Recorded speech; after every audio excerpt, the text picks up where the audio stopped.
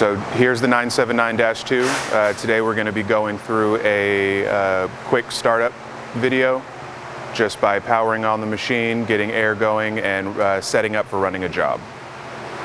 So first things first, you're going to go over to the power cabinet and just turn the switch to on.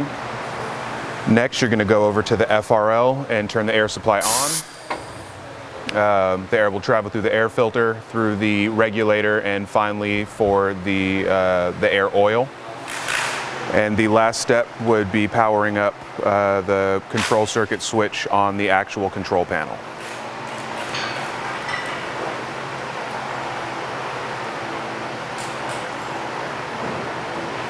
So the first step to starting the machine is verifying that your e-stop circuit has been pulled, and then you can go to the control panel and start the machine. Now that the e-stop is disengaged, you can go ahead and hit the green button to start the machine. Once the starting sequence is finished, you'll be able to start the home sequence. Now you can hit the home button on the bottom right side of the home screen.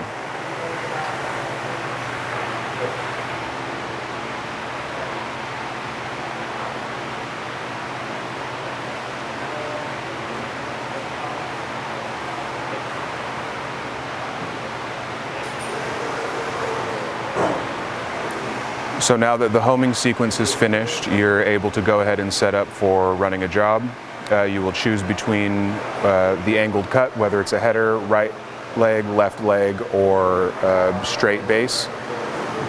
So for this, we are going to just be running the 45-45 header, and I will enter in a cut length of 75 3/8. And after that has been chosen, you will click Download Cut Parameters. And if you're within an inch, the machine will move to the cut position. And if not, you will have to hold the OK to move servo to get your blades in the correct position. So this is the center jam support. You will use this to run any longer material to keep the material from sagging as it goes through the saws. So you'll just lift this from the hooks on the lower right side of the machine and place it back end first onto the rails. All right, so you will duck under the pull cord and set the back bracket over the rails first and drop the front bracket onto the rails last. So the first step is you will set your material into the staging magazine.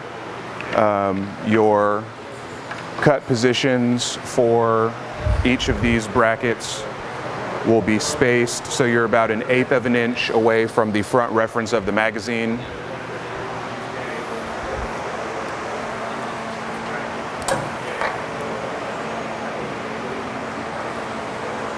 That ensures that there are no jams in the magazine as you're feeding material through. And the front reference for the magazine will be set to about 1/8 of an inch above the material to ensure that no more than one piece gets pulled through the feed at a time.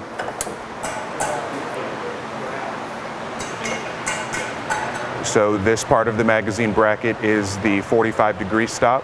If you're cutting a 45-degree on the fixed head, you will always need to move this to the width of the board. So right now we are cutting 2 1/4.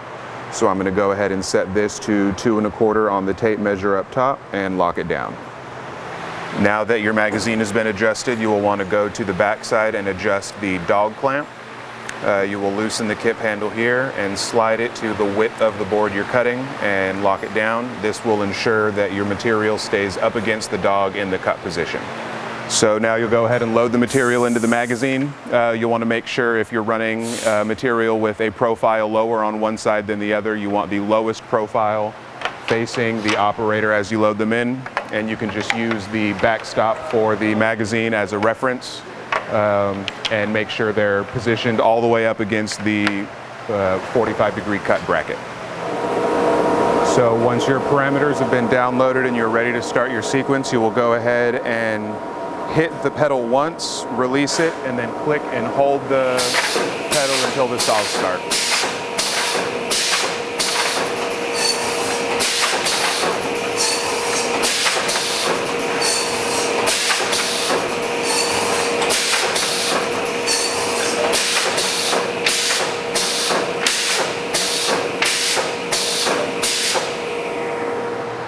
Now to start sequence, a safety feature we've added to make sure that you don't mistakenly press the start sequence button.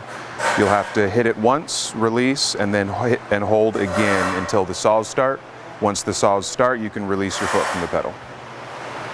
So one thing that can happen is from the magazine, a board might not get picked up by one of the dogs. So in that instance, if you don't catch it right away and you can't hit the e-stop, the machine will be able to read the board straight with two sensors on the inside of each of these guards.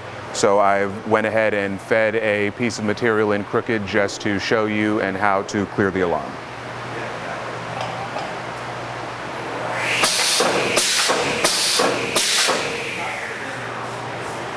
So the first thing you want to do is hit the e-stop.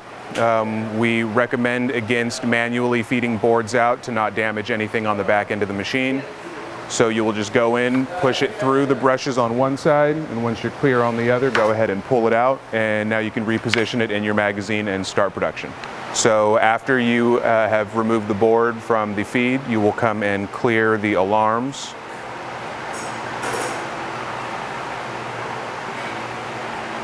From there, you will go ahead and pull the e-stop. Now you can start the machine and rehome. So at the end of the day, when you're shutting the machine down, and primarily in between switching cuts, you'll want to make sure that you use the access holes on the side of the guards to go ahead and blow away any sawdust or debris that might have accumulated in front of the hard stops for your 0 and 45 degree cuts. So you'll just go ahead and make sure that those areas are free from any debris.